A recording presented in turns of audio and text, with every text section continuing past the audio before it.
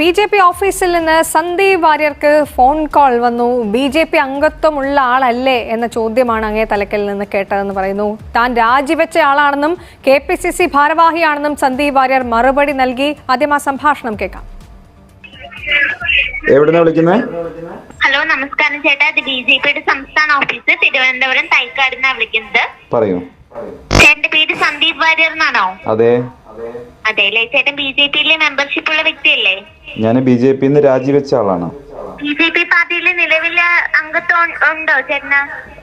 എന്നെ അറിയില്ല. ഞാൻ ബി.ജെ.പി. രാജിവെച്ച സന്ദീപ് വാര്യരാണ്. കെ.പി.സി.സിയുടെ ജനറൽ സെക്രട്ടറിയാണ്. ഇതറിയാതെ വിളിക്കുന്നത്. ഓക്കെ, താങ്ക് യു ചേട്ടാ. ബി.ജെ.പി. ഓഫീസിൽ നിന്ന് സന്ദീപ് വാര്യർക്ക് ഫോൺ കോൾ വന്നു. ബി.ജെ.പി. അംഗത്വമുള്ള ആളല്ലേ എന്ന ചോദ്യമാണ് അങ്ങേ തലക്കൽ നിന്ന് കേട്ടതെന്ന് പറയുന്നു. താൻ രാജിവെച്ച ആളാണെന്നും കെ.പി.സി.സി. ഭാരവാഹിയാണെന്നും സന്ദീപ് വാര്യർ മറുപടി നൽകി. ആദ്യം ആ സംഭാഷണം കേൾക്കാം. ഹലോ, നമസ്കാരം ചേട്ടാ. ഇത് ബി.ജെ.പിയുടെ സംസ്ഥാന ഓഫീസ് തിരുവനന്തപുരം തൈക്കാടിനാണ് വിളിക്കുന്നത്. പറയൂ. ചേട്ടന്റെ പേര് സന്ദീപ് വാര്യർ എന്നാണോ? അതെ. അതെല്ലേ. ചേട്ടൻ ബി.ജെ.പിയിലെ മെമ്പർഷിപ്പ് ഉള്ള വ്യക്തിയല്ലേ? ഞാൻ ബി.ജെ.പി. രാജിവെച്ച ആളാണ്. ബി.ജെ.പി. പാർട്ടിയിലെ നിലവിലെ അംഗത്വം ഉണ്ടോ ചേട്ടന്? എന്നെ അറിയില്ല. ഞാൻ ബി.ജെ.പി. രാജിവെച്ച സന്ദീപ് വാര്യരാണ്. കെ.പി.സി.സിയുടെ ജനറൽ സെക്രട്ടറിയാണ്. ഇതറിയാതെ വിളിക്കുന്നത്. ഓക്കെ, താങ്ക് യു ചേട്ടാ.